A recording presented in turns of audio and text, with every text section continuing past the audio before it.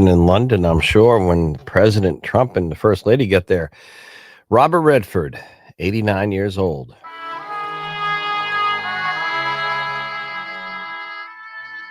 Jeremiah Johnson, one of my favorite. This'll do. River in front, cliffs behind. Good water, not much wind. Good water, not much wind. He was setting Jeremiah Johnson. He was deciding where to build his log home. Robert Redford, our poll question up this morning because it's a good. It's not a good story, but it's a good distraction with all the news. And I was a big fan of Robert Redford and his movies. Is our poll question up on X at the Pulse of an H this morning? J-Dog had this one. It's a good one. Is Robert Redford one of the top 5 of all time in our modern era, if you will? Top 5 of all time. 89 years old. That's our poll question, and J-Dog will field the results from yesterday's on the healthcare front. But Robert Redford passing away, hearing about that first thing this morning. Charlie Kirk, Charlie Kirk's assassination suspect in court today. Could there be big changes to the Public Utilities Commission coming? You've heard me talk about that all summer with the big energy rate hike requests from Eversource and other utilities at the PUC that seem to be ignored by the PUC in terms of ratepayers' protection. And we just got hammered. And AARP of New Hampshire, great partner and sponsors calling for a new Public Utilities Commission hearing on the recent rate hikes that they requested and the rulings that they granted the big utilities. So more on that. And does Manchester, New Hampshire have a good lesson that the city could teach Burlington, Vermont, where yours truly spent 4 years at University of Vermont? And what's happening in Burlington, Vermont right now, it's making national news, not in a good way. What an embarrassment. Total embarrassment for Burlington, Vermont. And the funny thing is the mayor there is from the Vermont Progressive Party. I don't know what progress is there, but Burlington, Vermont has gone downhill. In fact, like more than 200 business owners downtown have sent letters saying to the city leaders, change things, the crime, the drug use, the open homeless camps, all that are threatening tourism, college parents coming to Burlington, Vermont to visit their kids at UVM. All that stuff's happening. They're calling it a crisis. And what is the city doing about it? This is the classic quote from the mayor there. Well, if we have a heavier police presence downtown, that could undermine the progress we've made. What progress are you talking about? Now, I was thinking overnight and this morning, Manchester, New Hampshire, what a contrast. Just a short year or two ago, the last several years in Manchester downtown, open, growing homeless camps under the bridges and on the river, downtown, drug use, no good, needed bail reform. People were afraid to go downtown to get a cup of coffee and a dinner and, walk from the pizza place to your car when it got dark out in the state's largest city. Now, Joyce Craig, I'm just saying, happened to be the mayor, and she ran for governor. And we know that didn't work out for her, and Kelly Ayotte won the governor's race. But Jay Rouet, the Republican running Manchester, now, yes, they have their election right around the corner here. In fact, today, I think it's municipal stuff in Manchester. He's the Republican running for re-election. He did, on the day of the filing, get one Democrat challenger from the school board. But his story, what this mayor did, and with the city of Manchester ranging from bail reform to cleaning up the city, I think is an incredibly positive story. And I think Burlington, Vermont could take a big lesson here. And the Manchester Mayor, Jay Rouet, is nice enough to join us last minute this morning live. Good morning, New Hampshire, the Pulse of an H. Mr. Mayor, good morning. Well, when you ran and you came in, I remember some people not liking some of the commercial advertisements that were being placed in the race because it showed and depicted the homelessness and the crime and the drug needles and all that in downtown Manchester. I think you just put a light on reality. That's what you came into. What have you done since?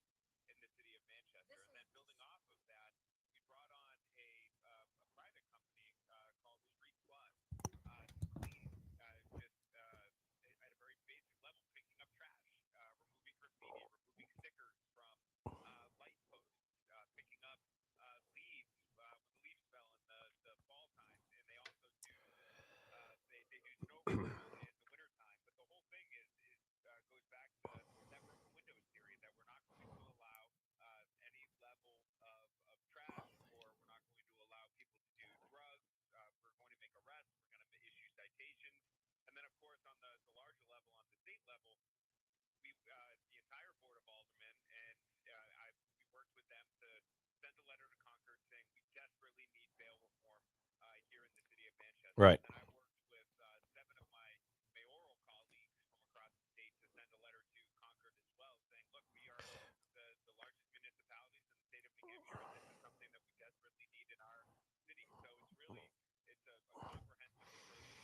Okay, now I think you'd agree with me, and I think a lot of people out there would. And we just had a great show live last Friday, kicking off Glendy on Hanover Street, and I drove through the downtown. A couple of our sponsors have offices now downtown, and I think the city is cleaned up quite a bit. I'd say 80-90%. And in Burlington, Vermont, right down the hill from the University of Vermont, where I went to college, this is what the business owners and the residents are dealing with. You just mentioned graffiti everywhere, shoplifting, open drug use and paraphernalia on the ground, the walks, the parks, homeless camps, crime. And the mayor there, Emma Mulvaney Stanek, says there's no simple solution, but as far as heavier police presence in the downtown of Burlington, Vermont, it could undermine progress. I don't know what that means, but don't you think the things you've done would work for Burlington, Vermont some?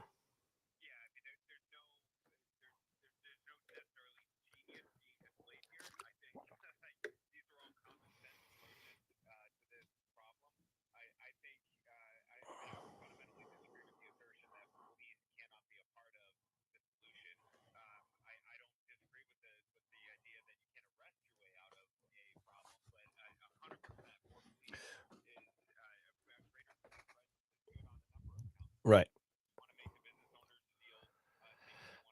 Right.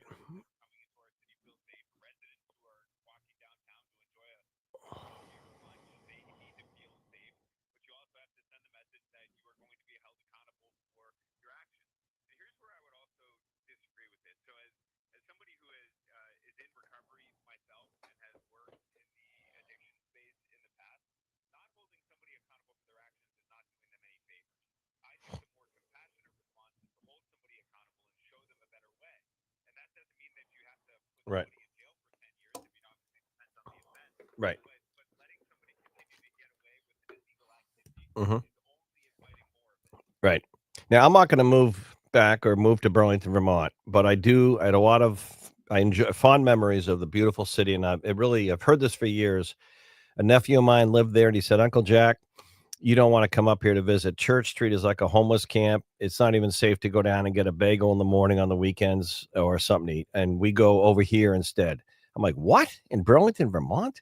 And I heard it from my brother-in-law that worked up there, same thing. So, it doesn't give me any joy to hear this, but my point is just because of the spirit of my show, and I'm gonna reach out to the mayor's office in Burlington, Vermont, and just say, and ask this: would you, as mayor of Manchester, officially on my show, invite the mayor of Burlington to come tour Manchester and look at what's worked? Just it's almost like two mayors during a football playoff game, where they'll say, "If our team wins, I'll wear the jersey." I'm not asking you to do that, but would you invite the mayor of Burlington or city officials or police chief to come to Manchester and look what's worked? Would that be an open invitation or not?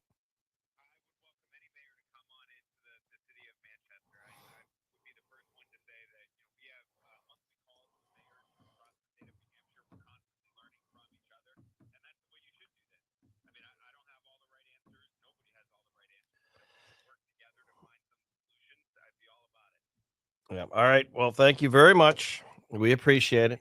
All right. Thank you. That's Manchester Mayor Jay Rouet. And what a contrast. Burlington, Vermont, and the mayor there was the first mayor elected from the so-called Progressive Party of Vermont. And what's ironic here is Bernie Sanders was mayor of Burlington, Vermont, the first open socialist when I went to college there. And it's just interesting now, the decay in the downtown of Burlington. And it made me realize you look at Boston, Massachusetts, Mayor Wu, they love her there. She's going to get reelected. Joshua Kraft just dropped out of the race. And it's interesting. She's staunchly defending her sanctuary city status. Then I look at the state of Maine under certain kind of leadership. And do you know that on September 24th, next week, 118, almost $120 million in new taxes are hitting Granite State, or I mean, Maine residents in Maine, the state of Maine, from pension tax increases to fishing licenses, $7 more. Streaming services like, hey Alexa, hey Google, play the Pulse of an H in Maine. You're going to pay $5.50 for streaming if you want to listen to audio. Huge impact, a huge increase in cigarette taxes. And you know what I love about the liberal mindset on cigarette and tobacco taxes? They think, okay, we need money for our program, so we're going to raise taxes on smokers, and they won't smoke, and they undermine, they don't think about the addiction of nicotine. So the irony is they're just screwing over people who smoke cigarettes because they're going to smoke anyway. But I think it's going to be another $548 a year for cigarettes. They're increasing. I mentioned the pension, prescription drugs. Oh, there's a couple of other beauties in Maine. Oh, they're increasing the taxes on legal cannabis. Marijuana growers like 40%, but not going after the illegal. I could go on. That's the state of Maine. And you know what's hilarious? They have an income and sales tax in Maine. So next week they're getting 100 and almost $18 million more in local taxes, at state taxes, like, and they have some of the highest property tax burden of any state in the country, ahead of Connecticut and California, based on surveys I shared this summer. In New Hampshire, does this about the same population, albeit Maine's a much bigger state physically, but in New Hampshire, we have no income or sales tax.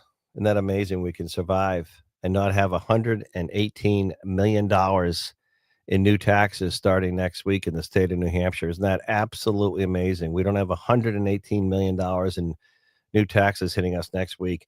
And somehow we made it this far. This far.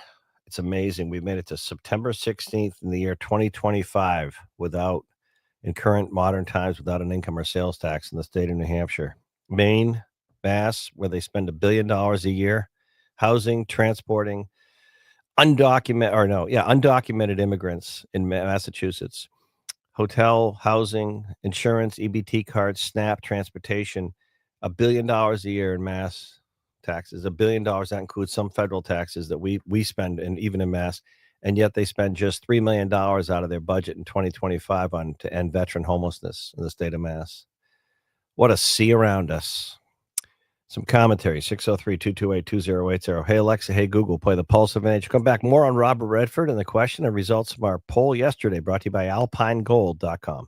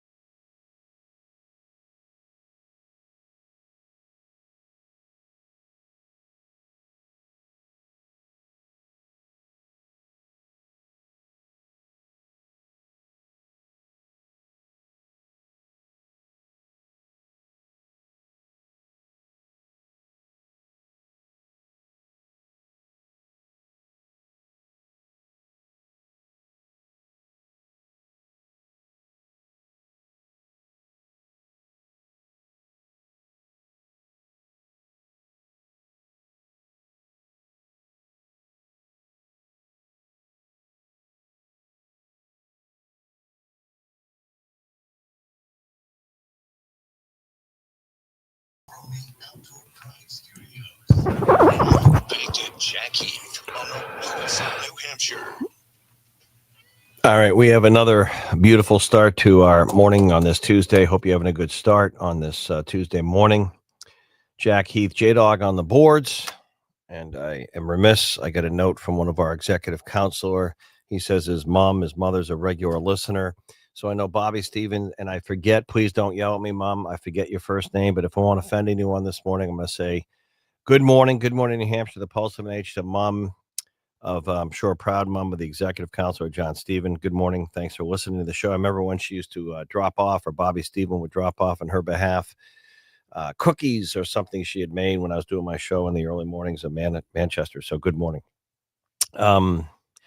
Robert Redford, wow, what a career in terms of acting. I will say this, again, it's one of these things, and I think it's a positive thing to say this morning, because I may not, I may have gotten a kick at times out of some of his own political stuff, but he really did love the environment, had a huge spread where he lived.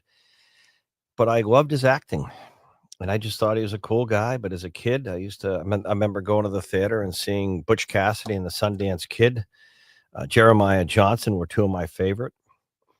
I think in the modern era, and I shudder to think of the day with Clint Eastwood, who's getting up there in his mid-90s now. But Clint Eastwood, who kind of took that Western thing that Redford had done so much on and took it on with some of the movies he directed. Robert Redford was a great director as well.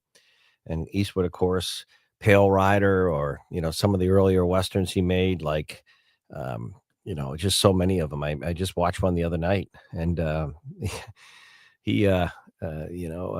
think of Outlaw Josie Wales and others with Clint Eastwood, but Robert Redford, what a run. 89 years old, just shy of 90. And of course, we recently, there's Gene Hackman, who was in a lot of the current, more recent Westerns with Clint Eastwood. I mentioned some of the Westerns. I love Westerns, by the way, but passing away in Utah, Provo, Utah, Robert Redford. I didn't know he went to University of Colorado at Boulder, actually. He did study at the American Academy of Dramatic Arts. And really, from look at the years, so almost 1960 to 2025, he was still making movies. And, really amazing. I can't remember the one, but there was even one he did, and I think he did some of the filming in Hanover, New Hampshire. He was older, and he was going to hike part of the Appalachian Trail, or part of the trail, with a friend who was not as in good a shape. And I'm trying to think who the actor was. It was Doug Tengden and I, one of our great sponsors, with World Market Advisors. He and I were talking about that movie, but people forget. One of his first big directing hits was Ordinary People. That was 1980, J-Dog. The movie, 1980, J-Dog. Then people forget Brubaker. Of course, you love baseball, J-Dog, and I think The Natural is a great movie. Oh, and guess what? Mr. Entertainment himself. And you know what? If he has a moment, he's listening, obviously. If Mike Pomp wants to call us, I'd love to have him come on right now for a moment. 603-228-2080. Mike Pomp just reminded me the movie I'm talking about on the hiking, Nick Nolte. Yeah, I think so. That he played his buddy hiking. And thank you. But I'd love Mike's take on this. I just think Robert Redford, he founded a Sundance Resort and Film Institute, and they had a festival each year, and people would go to that, and just wonderful. So many movies. I mean, give me the one. He did a lot with Paul Newman, not just Butch Cassidy and the Sundance Kid, but the one about the horse betting. The Hustler. Was that the Hustler? No, I'm thinking of the one when they set up the operation. But there's so many wonderful movies he made. Pomp is there again. He's not going to call in, but the Sting. Mike is filling in my blanks this morning. Mike Pomp. What I love about Morning Information Center with Mike on our network is he has so many wonderful interviews with entertainment actors.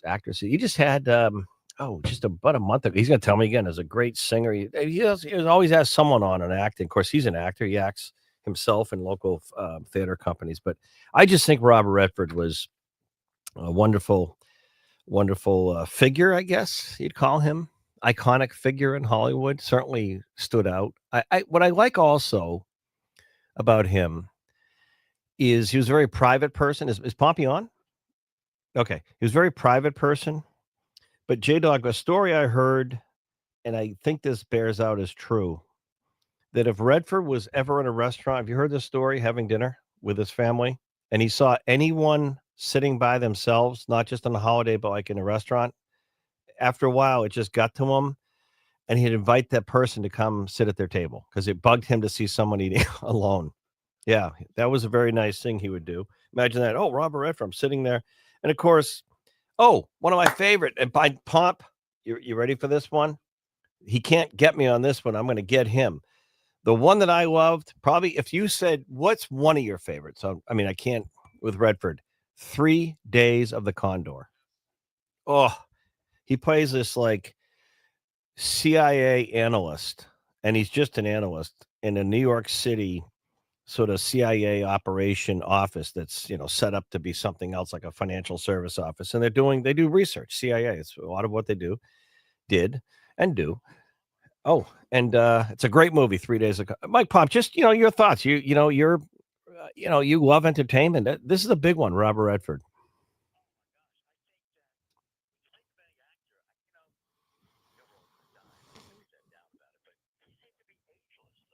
Mm-hmm. Mm-hmm. Mm-hmm.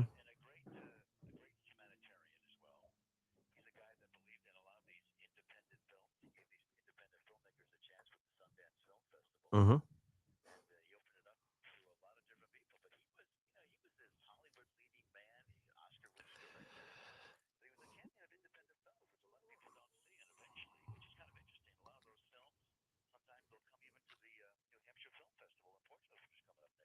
Mm-hmm. Yep. Yep.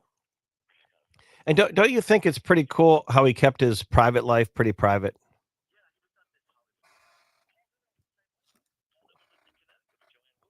Yep. Yep. You know what? I got to meet him once, Paul Newman, at an event in Washington, D.C. I was an intern at UVM. I spent the summer on Capitol Hill working for a member of Congress, and my roommate's grandfather was famous Averell Harriman, former governor, member of the FDR administration. His 90th birthday party in Georgetown, and it was a who's who in the Democrat Party. And I was this I was working in a Republican congresswoman's office from Massachusetts, Margaret Heckler, and I was like the only. But of course, it was funny. My buddy and I, and in the corner of the birthday party at Averell Harriman, all these people walking around. Pamela Harriman, former Secretary of State's is Averell, and I look over to the bar, and my buddy and I were of drinking age. We were like 20, I don't know, seniors or juniors in college, and by himself at the bar in a tuxedo was Paul Newman drinking a bottle of Budweiser, and he said, "Come on over and have a beer with me, kids." And we talked to him, and I talked to him about Redford and the movies, and Paul Newman could not have been nicer. Could not have been nicer. Jeez.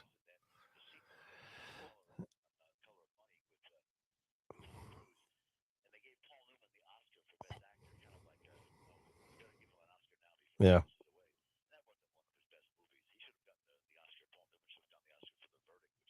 Oh yeah, the lawyer. The lawyer. What was your favorite Redford movie? Yeah. Yeah. Roy Hobbs.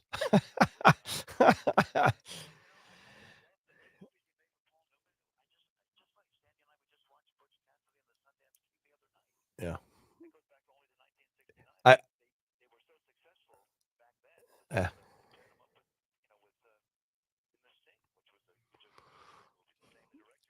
I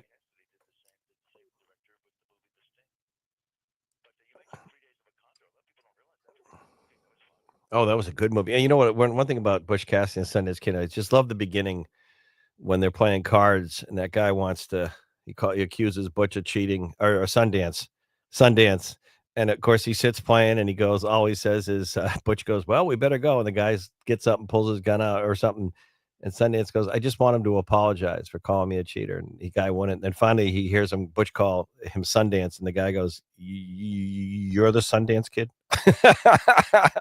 It was pretty good.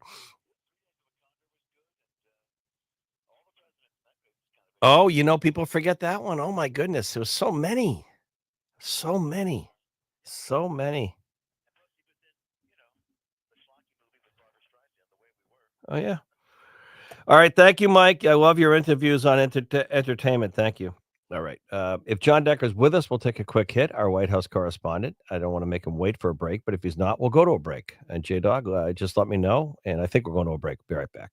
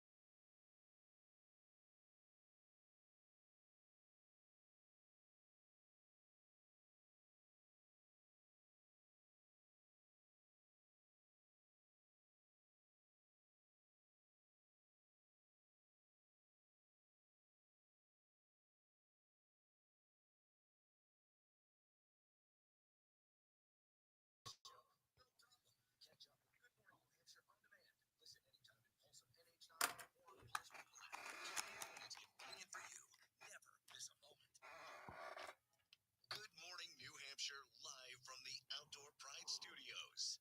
Now, back to Jack on the Pulse of New Hampshire. All right, coming up a little bit later on at 11, Rory O'Neill, NBC News Radio. We're going to look at real estate markets. And with the Fed tomorrow and the next day, you're going to see the first of probably the first rate hike. I'm sorry, rate cut. You see, I'm so used to the last several years of rate hikes. Rate cut, the first rate cut of a few coming. But it could become a buyer's market in some areas. But what about here? Still seems to be a seller's market. But Rory will break down where the prices are falling. And John Decker, our own White House correspondent, may join us. The president and first lady on their way to the United Kingdom. Going to be leaving. He's already left. The Air Force One heading over to this sort of state visit. and unusual. It's another one, and boy, it's going to be interesting. I don't want to jump back into where we were. Speaking of that was a slip, J Dog. I said the way we were. I wasn't even thinking of Robert Redford passing away, but the way I don't want to slip back to kind of the subject of the day to day with the suspect of Charlie Kirk's assassin in court.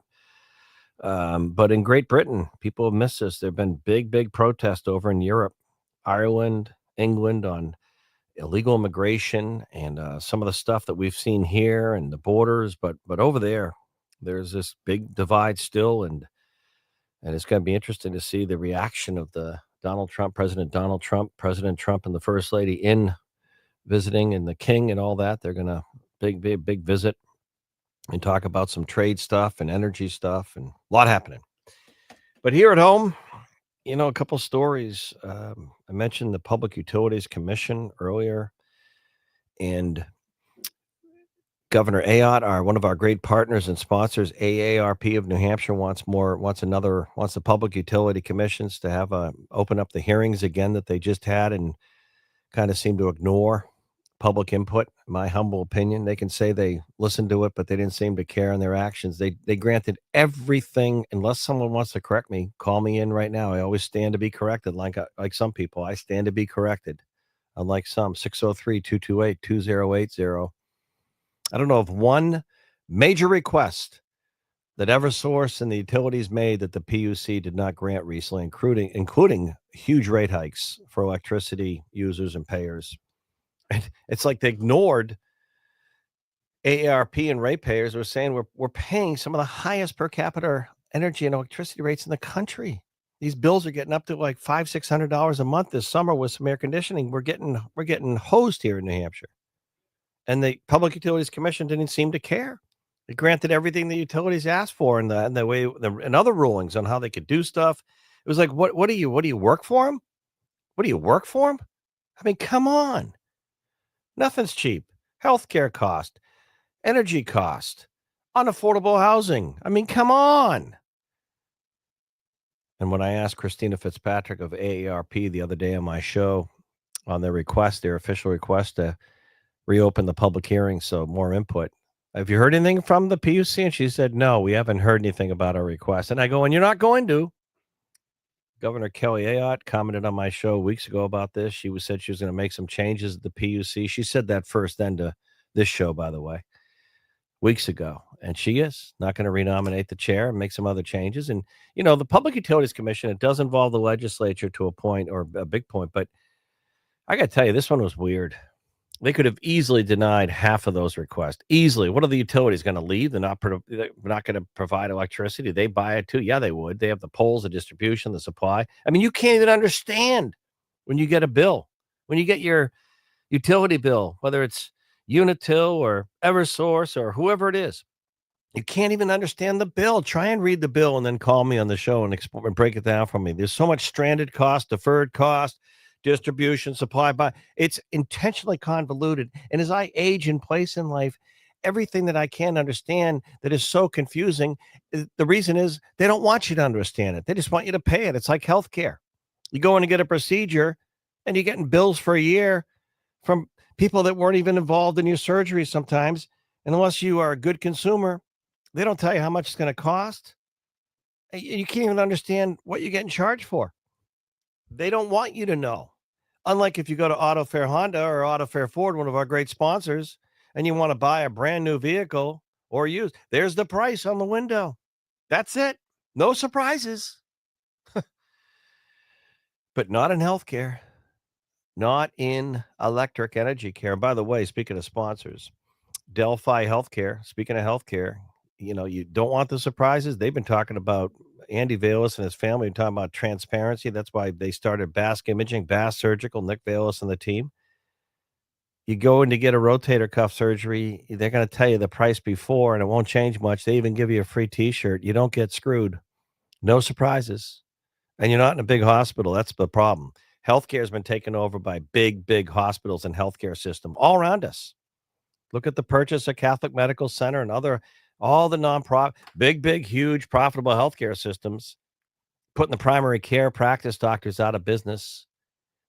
You know what's ironic with the big healthcare system? They're making it worse for two constituencies, you and me, which are the patients, and the doctors and the nurses and the PAs.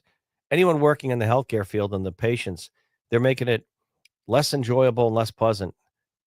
And that's healthcare today. You think it would be getting better, but Delphi Healthcare, check it out, delphihc.com, Delphi, D-E-L-P-H-I, HC.com. You can get your own primary care doctor, and it's your doctor, and they're adding doctors because people want a medical professional, a doctor in the life that they know.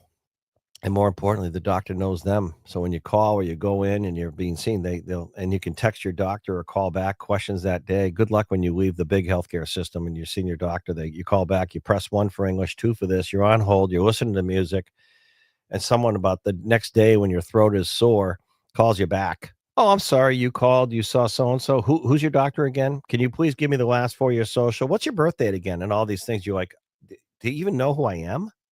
Do you even know who I am? That's the system. Energy is just as bad. Some commentary. By the way, great sponsors we have. We have a new one, and we'll tell you about them in a moment. And we have a couple. Well, we actually have more than one new sponsor, but one of our great ones, Alpine Gold, alpinegold.com. You hear from Adam and you hear from them, but silver's going up, gold's going up, and just diversify any money you can save or invest. I'm not the financial expert, believe me. I'm not a stock guy. I'm all that. I love real estate, but gold and silver is something.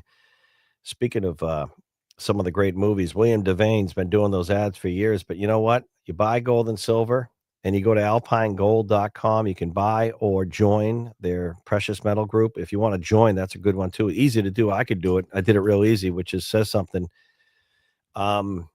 You can get extra services like free shipping. So if you buy 50 or $100 in silver, it's shipped to your house. Just put in the Pulse at checkout. The Pulse. The Pulse. The Pulse. One word. Do it as one word, by the way. The Pulse. One word. The Pulse at checkout. alpinegold.com. The Pulse. And you can start doing that each month, and you'll feel a little better with that in your drawer, or you can have them stored in their vaults or buy gold backs. But you can learn it all. alpinegold.com. alpinegold.com. If you want to join, just put in there, Jack, and the Pulse sent you the Pulse, but on checkout, put in the Pulse. You get extra attention and service and free shipping. The Pulse, alpinegold.com. Wonderful stuff. I mean, it's peace of mind, right? Just add it to your portfolio. So much to get into this morning. Before we go to a break, top of the 10 o'clock, we're going to update you another area in healthcare. We're going to hear from our friends with NAMI on the mental health side, anxiety, depression, and stress. Get an update from them. And then Dean Spiliotis, Southern New Hampshire University, will check in talking about, he was on yesterday talking about how college kids, university kids are processing all this incredible emotional and divisive news. And then Mike Cody of the New Hampshire Business Review will join us. Rory O'Neill, NBC News Radio national correspondent. He'll tell you about those real estate markets in the country where the prices are dropping and as rates come down, becoming buyers, not sellers markets. But we're going to have to go to a break. But I do want to come back to this point of I had Manchester Mayor Jay Rouet on the show out of Manchester, New Hampshire, live at when we started the show. Homelessness, crime, homeless camps in Manchester, New Hampshire, increasing crime, an unsafe environment of the downtown, business owners, restaurant owners, coffee shop owners, people feeling over the last several years in Manchester pretty seedy, pretty unsafe. And then Jay Rouet came in, Republican mayor. I'm just going to point that out. As he said, it wasn't rocket science. Well, no, not his words, but that was his point. He just kind of started working on heavier police presence, cleaning up the downtown, breaking up the homeless camps, finding solutions for the people that were homeless or addicted, trying to clean up the drug power for a bail reform. You put it all together, you get a safer, cleaner, better downtown. Burlington, Vermont, what a mess. They are parents of students at UVM, downtown business owners, 200 of them signing letters to the so-called Progressive Party mayor of Burlington, Vermont. Clean up the downtown. Heavier police presence is needed and wanted. Break up the homeless camps. Clean up the downtown. No one wants to come downtown anymore. Beautiful downtown of Burlington, Vermont. I spent 4 years there at UVM. And the mayor says heavier police presence could undermine progress we've made. What progress have you made? All you've done is trash the downtown.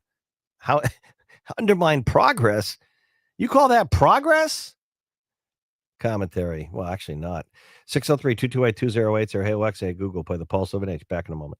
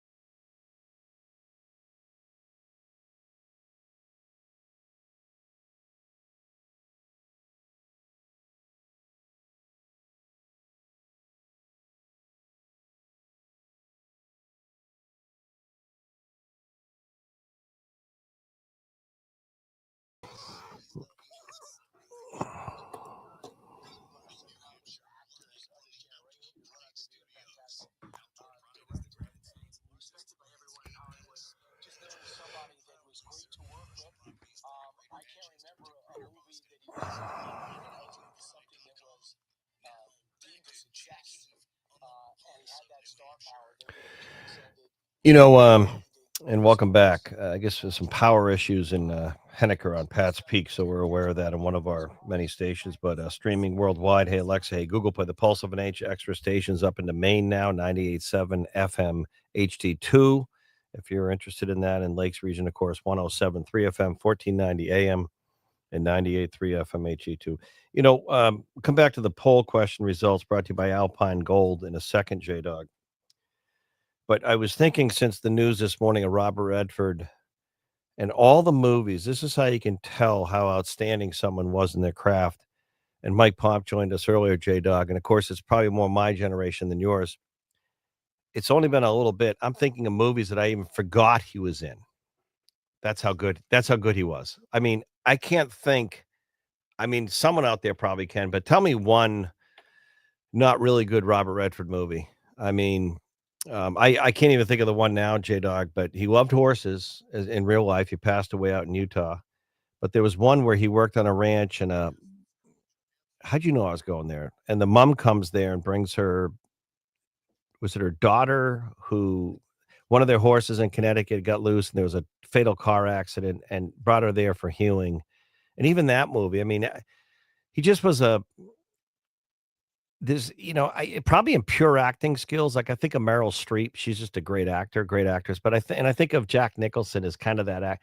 Redford, he painted, but he went to school for drama as well. But in all honesty, he probably wasn't the most prolific actor, but one of the best talents of all time.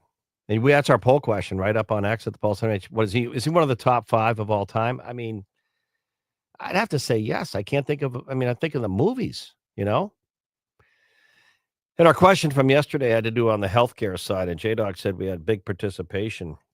And it was just with the flu season coming, you're hearing about that. And I don't want to get into the recent flap of the political stuff with RFK Jr. when he was on Capitol Hill, but just curious because viruses come and go. Or do you plan to get a COVID booster or vaccine? And J-Dog, the results. I know you have them there somewhere. I'll wait for you. You just told me earlier there's a lot, so I'll let you let us know.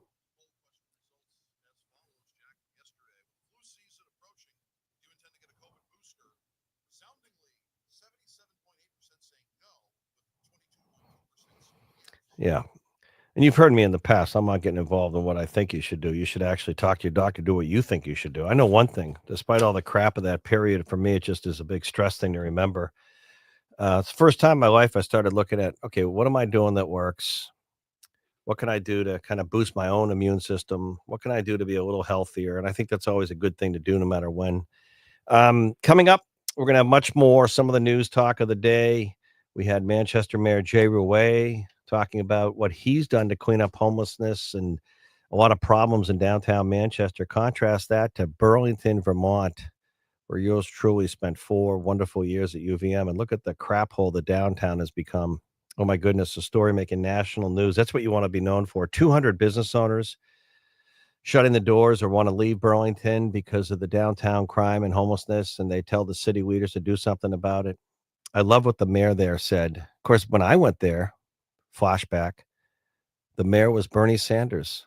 True story. When I went to UVM, first socialist mayor in America. But I tell you, Burlington, Vermont was never like it is today. The mayor there now said, well, adding heavier police presence would undermine the progress we've made. Exactly what progress have you made other than destroying one of the most beautiful downtowns in New England? Unbelievable. We'll have more on that as we get going. Also, a little bit later on, Rory O'Neill taking a pretty good look at the rising buyer markets in real estate around the country where prices are starting to drop as the Fed will be meeting tomorrow and the next day. You'll see the first rate cut between now and the end of the year. But here locally with unaffordable housing, in fact, tomorrow, J-Dog, I'm going to let the cat out of the bag. I don't know where that saying came from. I don't think cats like bags. Hard to put them in there, I bet. But tomorrow we're going to start a segment every single week right here. You heard it first. I was going to wait till tomorrow morning to announce it on affordable housing in New Hampshire. The solutions, not the problem. We all talk about problems in life and point fingers. How about solutions? Start tomorrow morning, affordable housing every week. Solutions that are going to work here in our region because we have very unaffordable housing. Hey, Alexa, hey, Google, play the Pulse of an H. The folks from NAMI in our studios. In fact, they make themselves at home, even if I'm on the air, J-Dog. Aaron just walks in with them. Back on the Pulse in a moment.